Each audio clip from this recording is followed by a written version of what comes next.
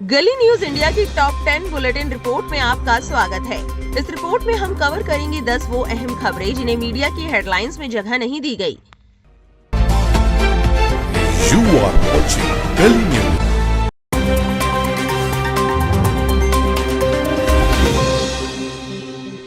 जंतर मंतर पर बच्चे ट्रैप में वो बाहर निकलना भी चाहते तो उनको ऊपर से आंसू गैस पड़ रहे हैं, कहीं लाठियां पड़ रही हैं। चलो संसद मार्च के आह्वान के बीच कॉकरोच जनता पार्टी ने दावा किया है कि उनका विरोध प्रदर्शन अभी भी जंतर मंतर पर जारी है।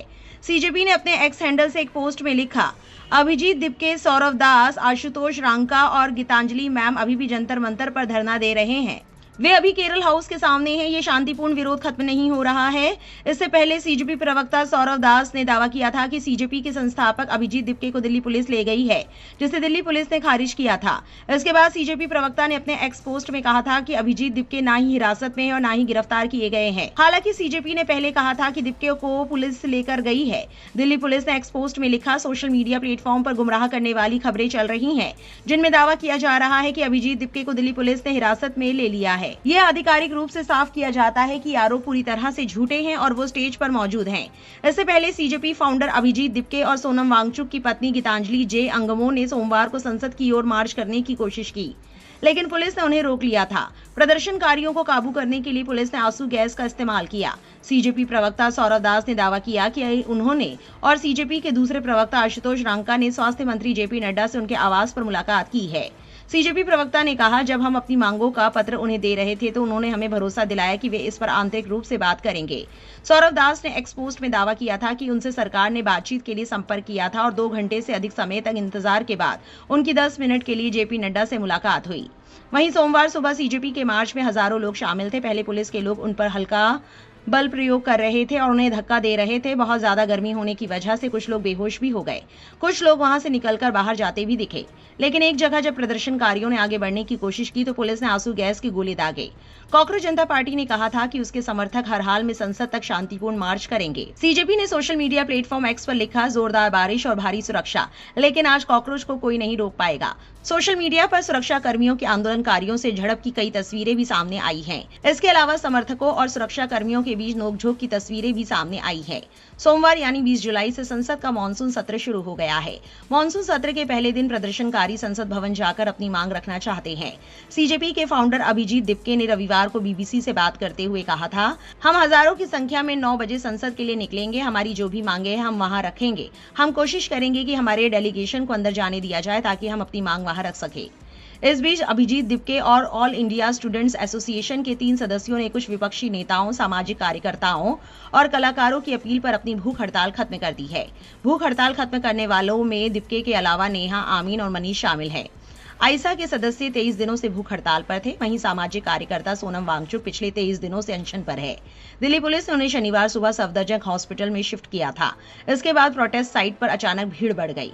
उन्होंने नीट परीक्षा में कथित अनियमितताओं के खिलाफ 28 जून से दिल्ली के जंतर मंतर पर भूख हड़ताल शुरू की थी।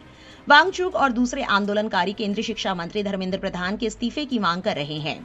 अब वांगचुक की पत्नी का नया बयान सामने आया। उसमें उन्होंने कहा, सोनम वांगचुक की पत्नी गीतांजलि जे अंगमो ने कहा, सबसे पहले मैं ये कहना चाहती हूँ कि लगभग 25 लाख युवा इस आंदोलन का समर्थन कर रहे हैं। इससे पता चलता है कि हमारी शिक्षा व्यवस्था, शिक्षा नीतियां और इस क्षेत्र में कुल मिलाकर कामकाज का तरीका बहुत खराब है और इसका असर हर युवा पर पड़ रहा है। सरकार को जल्द से जल्द उनकी चिंताओं को सुनना चाहिए। अच्छे कामकाज का मतलब है युवाओं की बात सुनना और बिना देरी किए इस मामले को सुलझाना। सोनम ने अपना अनशन खत्म करने के लिए 3 शर्तें रखी हैं। पहली, शिक्षा मंत्री धर्मेंद्र प्रधान को इस्तीफा देना होगा। दूसरी, कैबिनेट मंत्रियों और सांसदों को उन्हें व्यक्तिगत रूप से भरोसा दिलाना होगा कि संसद के चल रहे मानसून सत्र में शिक्षा का मुद्दा उठाया जाएगा। तीसरी, सरकार को हमारे सौंपे गए ज्ञापन पर कार्रवाई करनी चाहिए, जिसमें नीट पेपर लीक से लेकर सरकारी स्कूलों की हालत तक के मुद्दे शामिल हैं और ये पक्का करना चाहिए कि इन समस्याओं का जल्द से जल्द समाधान हो। जब ये आश्वासन मिलेंगे तभी सोनम अपना अनशन खत्म करेंगे। एक और अपडेट देते चले। सबसे बड़े प्रदेश के पूर्व मुख्यमंत्री की पत्नी, देश के पूर्व रक्षा मंत्री की बहू आज प्रदर्शन में युवाओं के साथ रही। कई ऐसे वीडियो भी दिखे जिसमें डिंपल यादव जी घायल प्रदर्शनकारियों की मदद कर रही थी। मोहम्मद जुबैर ने दिल्ली पुलिस का एक वीडियो क्लिप शेयर किया जिसमें पुलिस को पत्थर फेंकते देखा जा सकता है। जुबैर ने लिखा, नमस्ते दिल्ली पुलिस, पत्थरबाजों को देखिए। उन्होंने पुलिस का डंडे चलाते एक और वीडियो शेयर कर लिखा, गोदी चैनलों के रिपोर्टर पुलिस का बचाव करते हुए कह रहे थे, पुलिस ने न्यूनतम बल का प्रयोग किया है। ध्रुव राठी ने लिखा, लेसन फॉर नरेंद्र मोदी। किसी को इतना भी मत डराओ कि सारा डर खत्म हो जाए।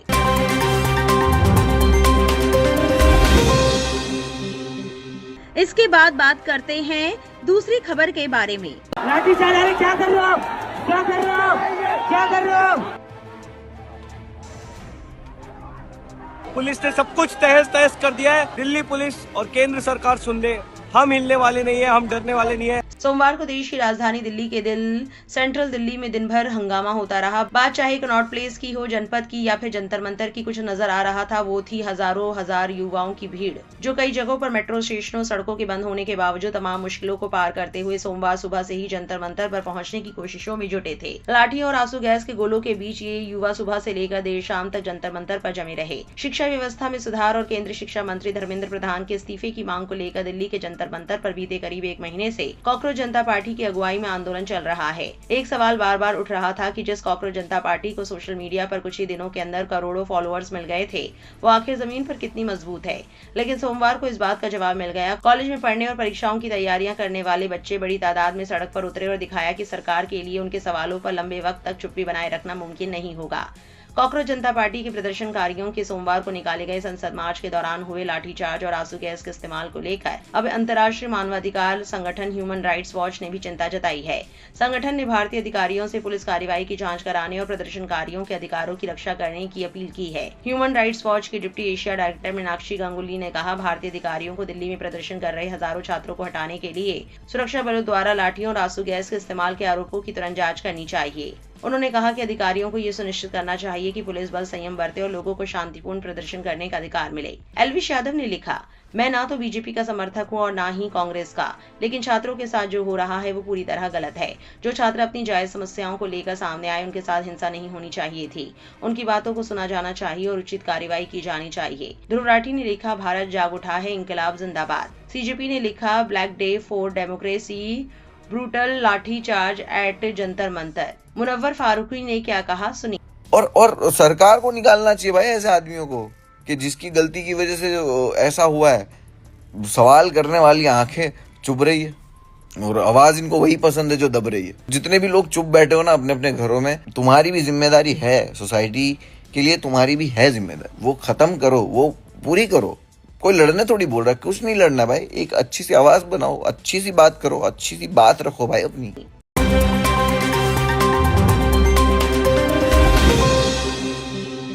चलिए अब तीसरी खबर की तरफ बढ़ते हैं। ये महिला शक्ति जिसकी बात करते हैं, इसी को देवेंद्र फडणवीस भारतीय जनता पार्टी का लोग लाडली बहन कहते हैं। दिल्ली के जंतर मंतर के साथ मुंबई में भी छात्रों का विरोध प्रदर्शन देखने को मिल रहा है। सोशल मीडिया पर एक वीडियो तेजी से वायरल हो रहा है, जिसमें एक लड़की छात्रों के विरोध प्रदर्शन के दौरान मुंबई पुलिस की वैन के सामने डटी रही। काफी कोशिश के बावजूद वो पीछे नहीं हटी। उसने पुलिस की वैन में मौजूद प्रदर्शनकारी छात्रों को आखिरकार रिहा करवा लिया।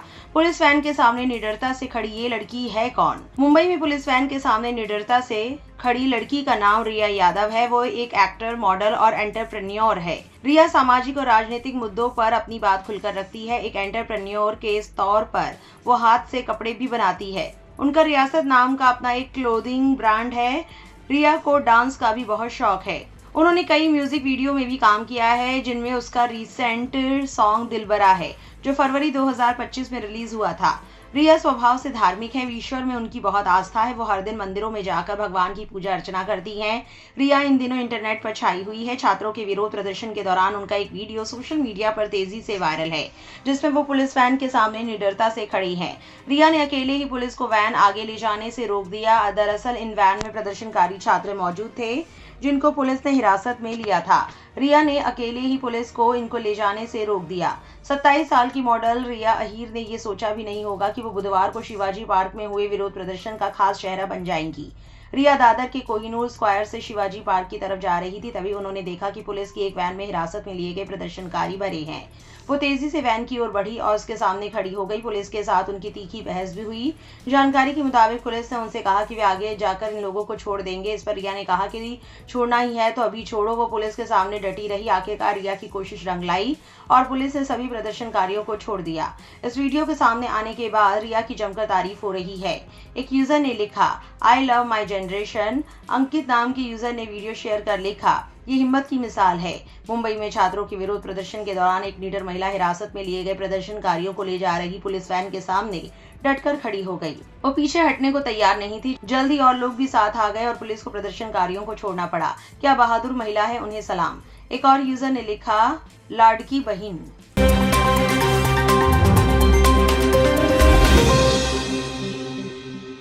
चलिए अब चौथी खबर की तरफ बढ़ते हैं, जो कि बहुत जरूरी है। शिक्षा मंत्री धर्मेंद्र प्रधान ने इस्तीफा दे दिया है। उनके खिलाफ करीब 1 महीने से दिल्ली के जंतर मंतर पर कॉकरोच जनता पार्टी का प्रदर्शन चल रहा है। नीट पेपर लीक के मामले पर देश भर में धर्मेंद्र प्रधान के इस्तीफे की मांग को लेकर युवाओं का प्रदर्शन चल रहा है। पर्यावरण कार्यकर्ता सोनम वांगचुक ने इस्तीफे की मांग को लेकर 26 दिनों तक भूख हड़ताल की। वहीं इस प्रदर्शन में शुरुआत से छात्र संगठन जुड़े हुए हैं। वो भले मंच पर अनशन पर नहीं बैठे, लेकिन मंच के किनारे अनशन पर बैठे रहे। ऑल इंडिया स्टूडेंट एसोसिएशन यानी आइसा, जो सीपीआई की छात्र शाखा है, इसके 3 छात्रों ने 23 दिनों तक अनशन किया। धर्मेंद्र प्रधान ने सोशल मीडिया एक्स पर बताया है कि उन्होंने अपना इस्तीफा प्रधानमंत्री को भेजा है। हालांकि उनका इस्तीफा स्वीकार होना बाकी है। उन्होंने एक्स पर लिखा, जंतर मंतर पर और देश में जो स्थिति बनी है, इस स्थिति का राष्ट्र विरोधी ताकतें लाभ न उठाए। देश की एकता बनी रहे। भारत के एक भी विद्यार्थी का भविष्य कानूनी पेचीदगियों में न उलझे। हमारे बच्चे अपना समय पढ़ाई में लगाएं, करियर बनाने पर फोकस करें। इसी बात पर विचार करते हुए मैंने अपना त्यागपत्र माननीय प्रधानमंत्री जी को भेज दिया है। दूसरी ओर कॉकरोच जनता पार्टी के संस्थापक अभिजीत दिपके ने कहा है कि हमने कर दिखाया, धर्मेंद्र प्रधान ने इस्तीफा दे दिया है। अभिजीत दिपके ने कहा, धर्मेंद्र प्रधान ने इस्तीफा दे दिया है। ये इस बात का सबूत है कि अगर आप डरते नहीं है, अगर आप इस सरकार के सामने झुकते नहीं है, तो आप किसी से भी इस्तीफा दिलवा सकते हैं। लोकतंत्र में डरने की जरूरत नहीं है। इससे पहले कांग्रेस समेत तमाम विपक्षी दल भी उनके इस्तीफे की मांग पर अड़े थे। धर्मेंद्र प्रधान ने एक्स पर अपने संदेश का एक पत्र पोस्ट किया है। उन्होंने लिखा, मैं पिछले 4 दशकों से अधिक समय से छात्र, शिक्षक और शिक्षा सुधार के लिए समर्पित रहा हूँ। मेरा सदैव ये विश्वास रहा है कि एक सशक्त, समावेशी और दूरदर्शी शिक्षा व्यवस्था ही सशक्त राष्ट्र की आधारशिला होती है। मैं देश के युवाओं की आकांक्षाओं, भावनाओं और उनकी न्याय योजित अपेक्षाओं का गहरा सम्मान करता हूँ। भारत की युवा पीढ़ी के सपनों को साकार करना हम सभी के राजनीतिक एवं सामाजिक जीवन का नैतिक संकल्प रहा है। आदरणीय प्रधानमंत्री जी के दूरदर्शी नेतृत्व में राष्ट्र की सेवा करने का जो अवसर मुझे प्राप्त हुआ, इसके लिए मैं प्रधानमंत्री जी का आभार प्रकट करता हूँ। नीट पेपर लीक के मामले पर धर्मेंद्र प्रधान ने कहा, पहले ही दिन से इस पर मैंने जिम्मेदारी ली और इस परिस्थिति से कभी मुंह नहीं मोड़ा। मेरा ये संकल्प था कि हम किसी भी मेधावी छात्र की संभावना परीक्षा माफिया के कारण खराब नहीं होने देंगे, किसी भी छात्र के साथ अन्याय नहीं होने देंगे। परंतु इस दौरान भी कई छात्रों को गुमराह करने के लिए जिम्मेदार पदों पर बैठे व्यक्तियों ने बाधा डालने की कोशिश की, जिससे मन अत्यंत व्यथित हुआ। उन्होंने लिखा, जंतर मंतर पर और देश में जो स्थिति बनी है, इस स्थिति का राष्ट्र विरोधी ताकतें लाभ ना उठाए। देश की एकता बनी रहे। भारत के एक भी विद्यार्थी का भविष्य कानूनी पेचीदगियों में ना उलझे। हमारे बच्चे अपना समय पढ़ाई में लगाए, करियर बनाने पर फोकस करें। इसी बात पर विचार करते हुए मैंने अपना त्यागपत्र माननीय प्रधानमंत्री जी को भेज दिया है। बाकी आपको बता दें, इस्तीफे के बाद सीजेपी ने कहा, सीजेपी की मांगों की सूची अपडेट कर दी गई है। धर्मेंद्र प्रधान को इस्तीफा देना चाहिए। पूरा हुआ। आत्महत्या करने वाले सभी छात्रों के परिवारों को 1 करोड़ रुपए लंबित। विरोध प्रदर्शन करने वाले किसी भी छात्र के खिलाफ कोई कार्रवाई नहीं, लंबित। आरएएफ और दिल्ली पुलिस की ओर से सार्वजनिक माफी, लंबित। जंतर मंतर और पूरा देश अभी भी बाकी मांगों पर कार्रवाई का इंतजार कर रहा है। ध्रुव राठी ने लिखा, झुकती है दुनिया, बस झुकाने वाला चाहिए। Congratulations to the Gen Z students, cockroach Janata party and the people of India. इस मुद्दे पर वारिस पठान ने क्या कहा, सुनिए। देखिए, आज फिर एक बार साबित हो गया, झुकती है दुनिया, झुकाने वाला चाहिए। मैं सबसे पहले तो अपनी जानिब से कांग्रेचुलेशंस, मुबारकबाद भी पेश करूंगा पूरी देश के युवाओं को, छात्राओं को, जेन ज़ी को, जिनके इंसाफ की, हक की, सच्चाई की आज जीत हुई। जो इनके जो डिमांड थे वो सरकार ने माने हैं। एक स्टूडेंट थे, देखिए स्टूडेंट के अंदर एक आक्रोश था। इतने वर्षों से हम देख रहे हैं पेपर लीक हो रहा है। फिलहाल नीट का पेपर लीक हो गया, तकरीबन उसमें 22 लाख जो हमारे छात्र थे उनकी करियर के साथ खिलवाड़ कर दिया। 20 छात्र हमारे ने आत्महत्या कर ली। तो यही स्टूडेंट चाहते थे कि अकाउंटेबिलिटी फिक्स हो। क्यों इस तरह हो रहा है, जिसकी वजह से इनकी जाने गई, उनको कम से कम हम निकालिए, अकाउंटेबिलिटी फिक्स करिएगा। सरकार के कान में जू नहीं रह रही थी। तो स्टूडेंट बैठे संवैधानिक तरीके से नॉन वायलेंट प्रोटेस्ट उन्होंने शुरू किया और पूरे देश भर में नहीं, दुनिया भर के अंदर ये प्रोटेस्ट गए। अब संवैधानिक तरीके से डेमोक्रेसी में रह के स्टूडेंट प्रोटेस्ट कर रहे रास्ते पे, सरकार लाठीचार्ज कर रही है उनपे, पैलेट गन इस्तेमाल किए जा रहे हैं उनके ऊपर। तो ये तो हमारे भारत देश का युवा है, ये हमारे भारत का भविष्य है। इसको आप इस तरह से लाठी नहीं मार सकते हो। सरकार की नीति रही है लाठियां वहां चलाना। पहले भी आप देखो, जब लॉयर्स का ये हुआ था आंदोलन, वहां लाठी चलाई। CAA के प्रोटेस्ट में लाठियां चलाई, जिसमें जामिया के अंदर घुसे, आपने लाठी चलाई, एक बच्चे की आंख फूट गई। तो सरकार को सीरियसली लेना चाहिए था, एक डायलॉग स्टार्ट करना चाहिए था, सरकार को इनकी जो मांगे थे उस पर गहरी तरह से सीरियसली विचार करना चाहिए था। उसके बाद 5-5 घंटे बिठा के रखते हो आप। तो ये तमाम चीजें थी स्टूडेंट की जो मांग थी। अब मोदी जी आते हैं रात को 12 बजे रील बना के दे रहे फ्रेंड्स, हम तो अब नया कानून लाएंगे, स्ट्रिक्ट कानून लाएंगे। अरे कानून 2 साल पहले आ चुका था। और इतना ही नहीं, जो वहां पर मास्टर माइंड जिसको बता रहे थे नीट पेपर का लीकेज का, उसको तो क्लीन चिट दे दिया सीधे। तो स्टूडेंट का ये तमाम चीजें जो थी आज सरकार को मानना पड़ा ना, और उसका जो डिमांड था वो देख लिया सरकार ने कि क्या होता है। जब जेनजी है, देश का युवा है, वो जब जागता है तो डेमोक्रेसी तरीके से अपनी बात मनवाना अच्छी तरह जानता है। तो ये सच्चाई की, हक की, इंसाफ की, न्याय की ये जीत है। और बस बधाई दूंगा तमाम स्टूडेंटों को जिन्होंने इतना सब्र के साथ नॉन वायलेंट तरीके से अपनी बात सरोकार से मंगवाई।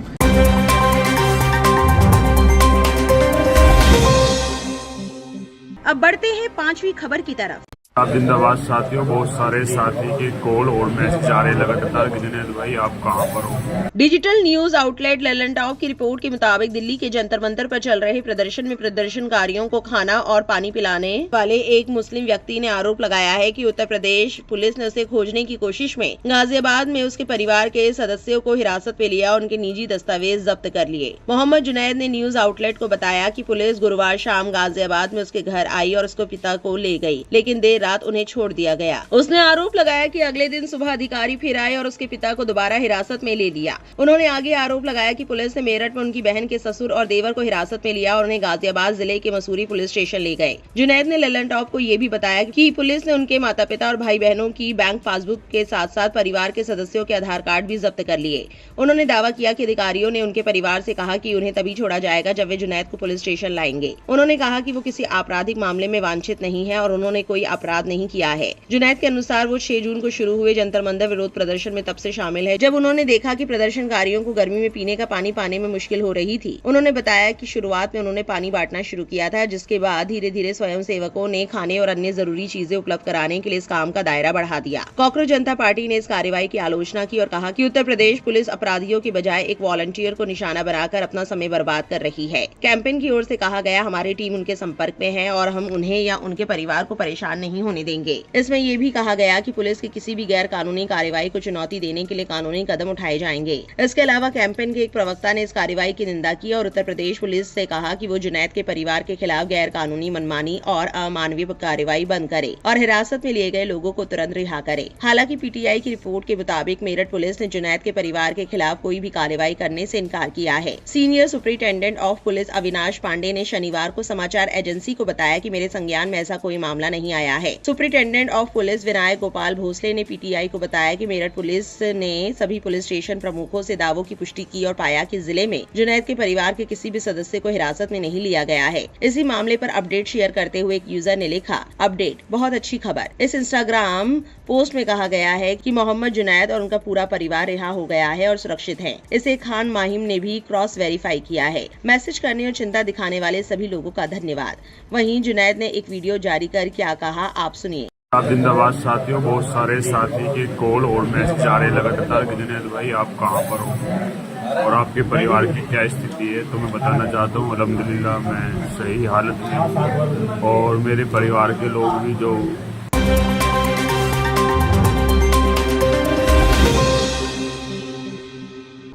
इसके बाद बात करते हैं छठी खबर को लेकर जो काफी अहम है। मोहम्मद अली जौहर यूनिवर्सिटी के 38 भवनों को ध्वस्त करने के आदेश के बाद समाजवादी पार्टी अब खुलकर पूर्व मंत्री और वरिष्ठ सपा नेता आजम खान के समर्थन में उतर आई है। पार्टी अध्यक्ष अखिलेश यादव के निर्देश पर शनिवार को सपा के सांसदों का एक प्रतिनिधिमंडल रामपुर पहुंचा। प्रतिनिधिमंडल ने यूनिवर्सिटी परिसर में धरने पर बैठे छात्र छात्राओं से मुलाकात कर उनका समर्थन किया और बाद में जिलाधिकारी को ज्ञापन सौंपकर ध्वस्तीकरण आदेश वापस लेने की मांग की। सपा सांसदों ने कहा कि किसी भी कीमत पर यूनिवर्सिटी के भवनों को गिरने नहीं दिया जाएगा और जरूरत पड़ी तो इस मुद्दे को संसद से लेकर अदालत तक उठाया जाएगा। 2 दिन पहले नेता प्रतिपक्ष माता प्रसाद पांडे के नेतृत्व में सपा के विधायक और वरिष्ठ नेता रामपुर पहुंचे थे।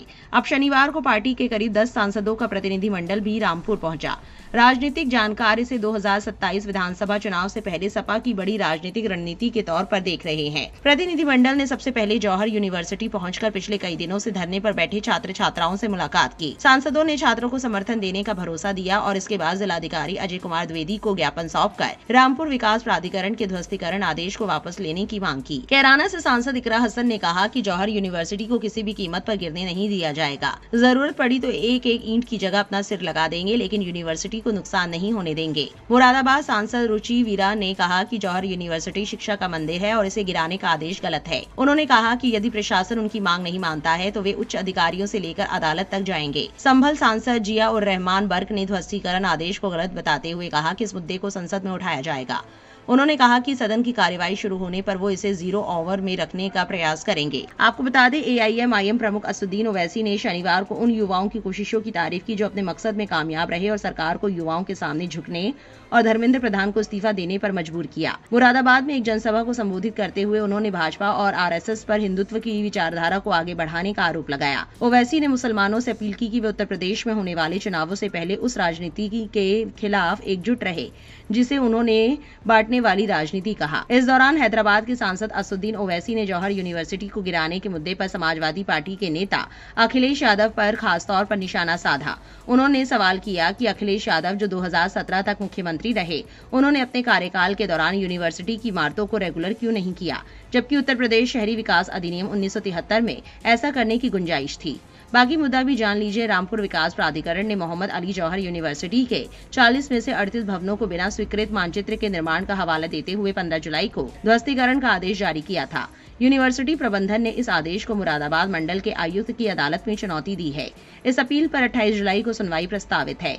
सपा सांसदों के दौरे को देखते हुए जौहर यूनिवर्सिटी और कलेक्ट्रेट परिसर में सुरक्षा के व्यापक इंतजाम किए गए। पुलिस ने कई थानों का फोर्स, CO स्तर के अधिकारियों, वज्र वाहन और फायर ब्रिगेड की तैनाती की थी।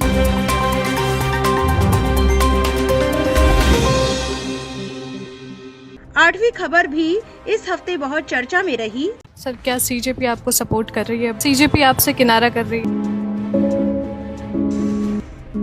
दिल्ली के जंतर मंतर पर चले प्रदर्शन के दौरान लगातार सेवादार के रूप में छात्रों को भोजन और पानी उपलब्ध कराने वाले मसूरी थाना क्षेत्र के नाहल गांव निवासी मोहम्मद जुनैद मलिक इन दिनों चर्चा में है। लेकिन उनके इस काम की वजह से मसूरी थाना क्षेत्र के नाहल गांव में रहने वाले उनके परिवार की मुश्किलें काफी बढ़ गई है। उनके पिता मुस्तफा का आरोप है कि यूपी पुलिस उनके परिवार और रिश्तेदारों को पूछताछ के नाम पर लगातार परेशान कर रही है। इसकी वजह से जुनैद की मां की तबीयत काफी बिगड़ गई है। परिवार का आरोप है कि पुलिस ने पिछले ये दिनों में उनके घर पहुंचकर पूछताछ की और घर वालों से दस्तावेजों की जानकारी ली। उनके पिता का कहना है कि मेरा बेटा कोई गलत काम नहीं कर रहा है, वो लोगों की सेवा कर रहा है, वो बचपन से ही लोगों की मदद करता आ रहा है। उनके पिता ने बताया कि 23 जुलाई की शाम करीब 5 बजे मसूरी पुलिस उनके घर पहुंचे। पुलिस ने घर में रखे दस्तावेज देखे और जुनैद के पिता मुस्तफा को पूछताछ के लिए थाने ले गई। वहाँ उनसे Aadhaar card, PAN card, bank passbook समेत अन्य दस्तावेजों के बारे में जानकारी ली गई। परिवार का कहना है कि रात करीब 11 बजे उन्हें वापस भेज दिया गया। अगले दिन 24 जुलाई को मुस्तफा को फिर थाने बुलाया गया, जहां पूरे दिन पूछताछ के बाद उन्हें छोड़ा गया। दावा है कि 24 जुलाई की सुबह पुलिस मेरठ में जुनैद की बड़ी बहन के ससुराल पहुंची और उनके ससुर से भी पूछताछ की। उनके पिता ने बताया कि हमारा पूरा परिवार खेती किसानी से जुड़ा है। जुनैद ने हाल ही में LLB की पढ़ाई पूरी की है।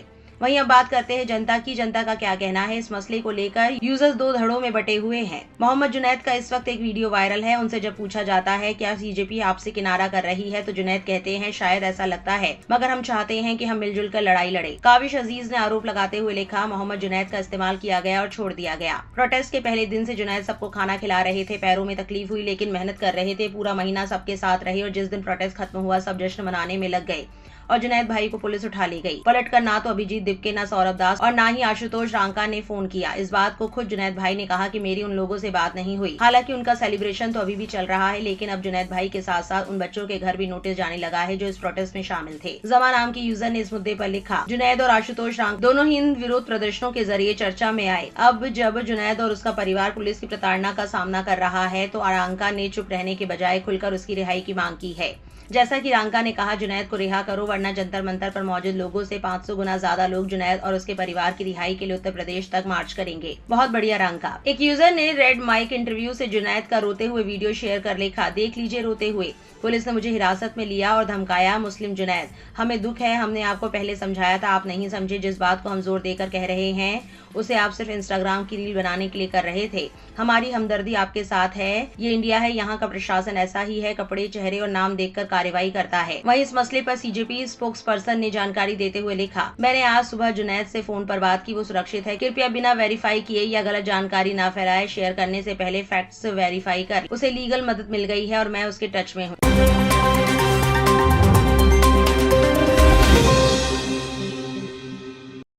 इसके बाद बढ़ेंगे हम 9वीं खबर की तरफ। डिप्रेशन से जूझ रहे 35 साल के एक झुग्गी बस्ती में रहने वाले व्यक्ति ने अपनी साफ गोई और ऐसी मुस्कान से इंटरनेट को हैरान कर दिया है जो पूरी पीढ़ी के दर्द को छिपाए हुए हैं। हाँ, उनकी बातें सुनकर मैं रो पड़ी, लेकिन बेबसी में नहीं, बल्कि ये सोचकर कि जब उनके जैसे लोग मौजूद है तो मैं हिम्मत कैसे हार सकती हूँ।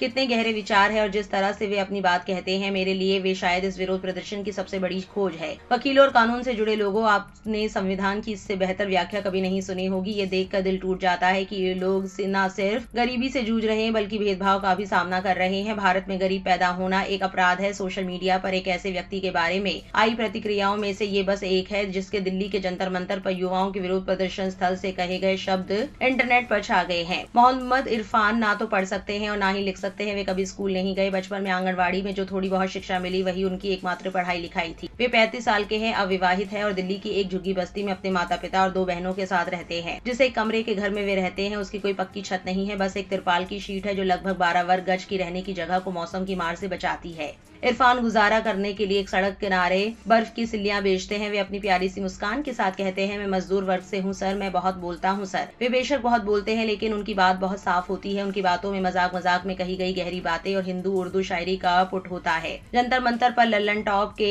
पत्रकार रजत पांडे के साथ उनकी बातचीत सोशल मीडिया पर खूब शेयर की जा रही है। लोग इस परिवार की मदद के लिए आगे आने की अपील कर रहे हैं और इंटरनेट पर यूजर्स इरफान की साफ सुथरी सोच और अपनी बात कहने के अंदाज से काफी प्रभावित और भावुक नजर आ रहे हैं। जब उनसे पूछा गया कि उन्हें संविधान की प्रस्तावना कैसे ज़बानी याद है और वे इतनी आसानी से कविताएं कैसे सुना लेते हैं, तो इरफान का चौंकाने वाला जवाब था कि वे गूगल AI से पूछते हैं। अगर वे संतुष्ट नहीं होते या उन्हें कोई शक होता है तो वे दोबारा पूछते हैं कि क्या AI टूल अपने जवाब से संतुष्ट है। उन्होंने लोगों की बातें सुनकर और लगातार विरोध प्रदर्शनों में शामिल होकर भी बहुत कुछ सीखा है। लोकपाल आंदोलन से लेकर शाहीन बाग तक और इस किसानों के धरने से लेकर महिला पहलवानों के धरने तक हर प्रदर्शन में वे शामिल रहे। उन्होंने दिल्ली से कश्मीर तक राहुल गांधी की भारत जोड़ो यात्रा में भी हिस्सा लिया। वे बिना किसी भावना के बताते हैं कि भारत में मजदूरों का शोषण हो रहा है। वे समझाते हैं कि उन्हें हल्के में लिया जाता है क्योंकि वे एक दिन की भी मजदूरी गवाकर रैलियों में शामिल होने का जोखिम नहीं उठा सकते। काम करने के लिए तैयार बहुत सारे बेरोजगार लोग लाइन में लगे हैं, इसलिए मालिक मजदूरों को तय न्यूनतम मजदूरी से भी कम पैसे देते हैं। अगर वे विरोध करते हैं तो उन्हें नौकरी से निकाल दिया जाता है क्योंकि मालिकों को भरोसा होता है कि वे उनकी जगह किसी और को रख लेंगे। वे थोड़ी आवाज ऊंची करते हुए कहते हैं, सर, कि सिर्फ भरपेट खाना ही जिंदगी नहीं है। वो खुलकर बताते हैं कि उन्हें डिप्रेशन है, वो इसके लिए दवा ले रहे हैं। उनका कहना है कि ये कोई बड़ी बात नहीं है क्योंकि जिस अस्पताल में वो गए थे वहाँ उनके जैसे बहुत से लोग थे। वो कहते हैं कि जिंदगी ऐसी ही है कि डिप्रेशन होना तय है। हालांकि उन्हें अपनी और अपने माता पिता की दिल की बीमारी की चिंता रहती है। उन्हें अपनी बहनों की शादी की भी चिंता है क्योंकि दहेज देने की उनकी क्षमता सीमित है। इरफान पांडे को बताते हैं कि उनके पास आयुष्मान कार्ड तो है लेकिन चीजें इतनी आसान नहीं है। वो बिना ज्यादा विस्तार में गए कहते हैं कि अक्सर आयुष्मान पोर्टल, आयुष्मान मित्र या आयुष्मान हेल्पलाइन काम नहीं करते हैं। वे पूरे भरोसे के साथ कहते हैं कि संविधान जाति, धर्म, शिक्षा या आर्थिक स्थिति से परे हर व्यक्ति की गरिमा सुनिश्चित करता है, लेकिन राज्य बेखौफ होकर व्यक्ति की इसी गरिमा का उल्लंघन करता है। वे कड़े शब्दों में कहते हैं कि राज्य के लिए धर्म जरूरी होता है लेकिन शासन चलाने के लिए नहीं। उनके शब्द तेजी से निकलते हैं और कभी कभी वे किसी जुनून में डूबे व्यक्ति की तरह बोलते हैं। लोकतंत्र में बातचीत दोनों तरफ से होनी चाहिए, संवाद की गुंजाइश होनी चाहिए और गलतफहमियां दूर करने का मौका होना चाहिए। लेकिन इरफान को लगता है कि देश में लोकतंत्र सिकुड़ रहा है। वे कहते हैं कि लोकतंत्र में असहमति जताना कोई अपराध नहीं है, फिर भी असहमति जताने वालों को अपराधी की तरह देखा जा रहा है। वे कांपती आवाज में कहते हैं, जब आप 11-12 घंटे की कड़ी मेहनत के बाद रोज 500 रुपए कमाते हैं तो पढ़ाई लिखाई करना, सेहतमंद रहना, साफ सुथरे कपड़े पहनना और साफ सफाई बनाए रखना मुश्किल हो जाता है सर। वे साफ तौर पर कहते हैं कि ग्रामीण इलाकों और शहरों की झुग्गी बस्तियों में रहने वाले ज्यादातर भारतीयों की जिंदगी किसी बुरे सपने जैसी है। वे बताते हैं कि ऐसे भारतीयों के लिए इस बात का कोई मतलब नहीं है कि भारत दुनिया की चौथी सबसे बड़ी अर्थव्यवस्था है, फिर भी सरकार हम सभी से खरीदे गए सामान पर GST भरने की उम्मीद करती है। जरा देखिए कि 1980 में भारत और चीन कहाँ थे और आज चीन कहाँ है। इनके बीच का फर्क जमीन और आसमान का नहीं बल्कि जमीन और चांद का है। अगर चीन आगे निकल पाया है और अपने लोगों के लिए बेहतर जीवन स्तर और बुनियादी सुविधाएं पक्की कर पाया है तो भारत क्यों नाकाम रहा है।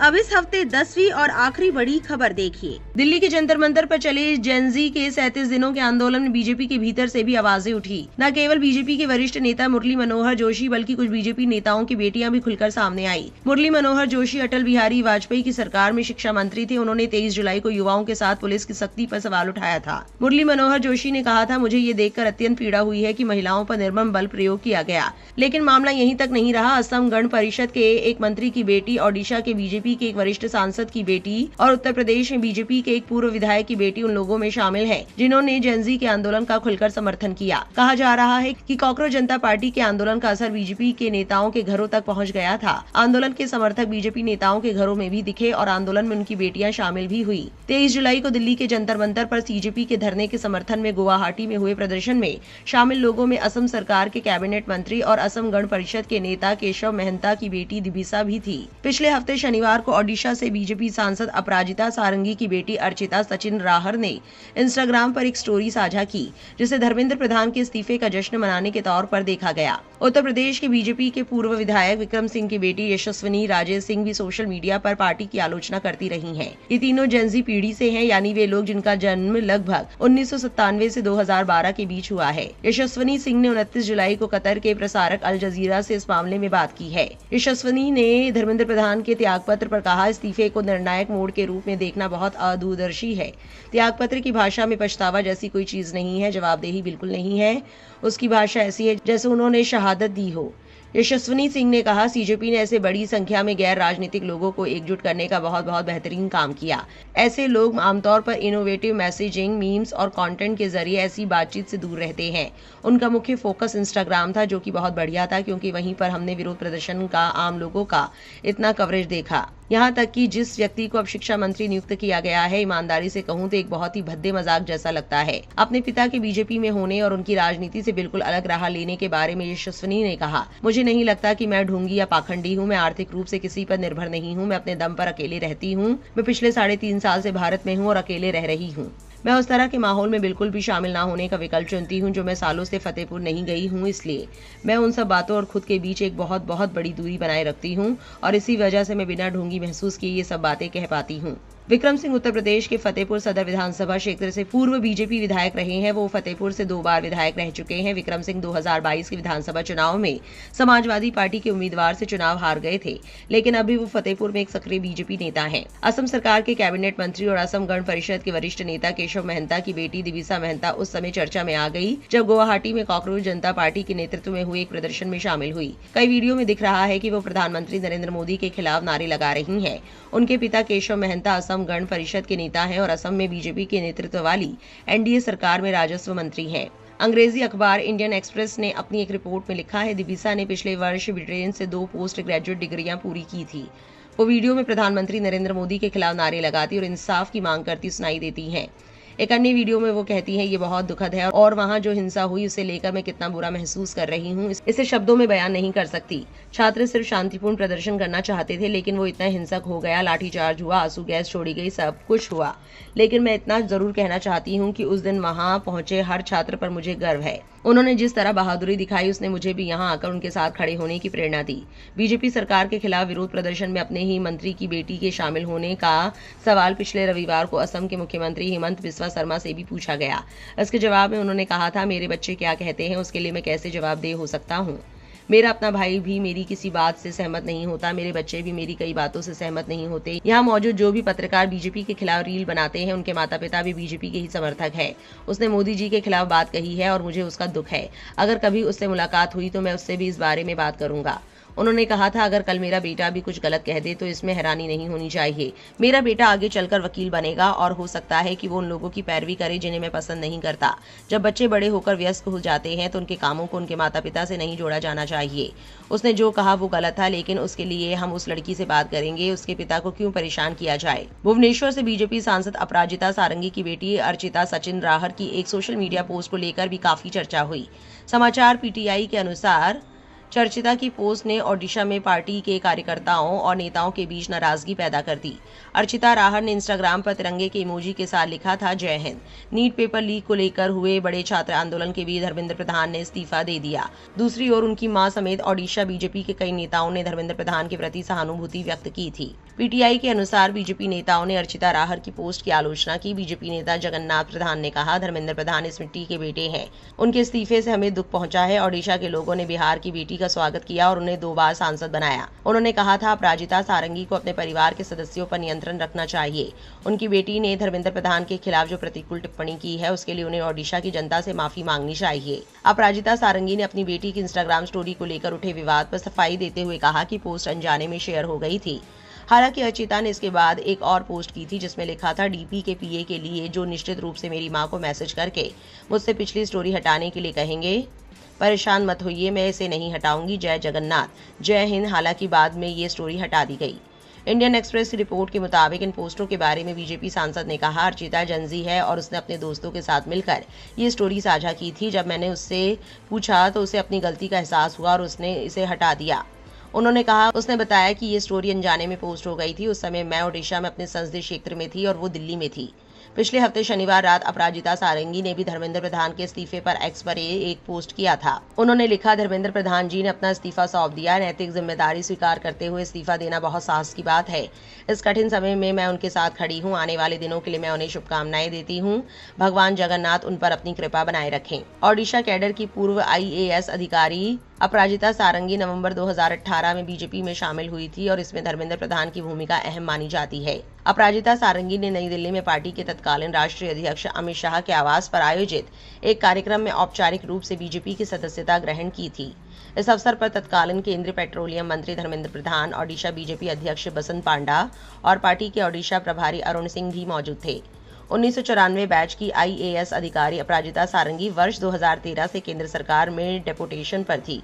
बाकी आपकी क्या राय है, कमेंट सेक्शन में जरूर लिखें और ऐसी और जरूरी अपडेट्स के लिए गली न्यूज को सब्सक्राइब करना ना भूलें।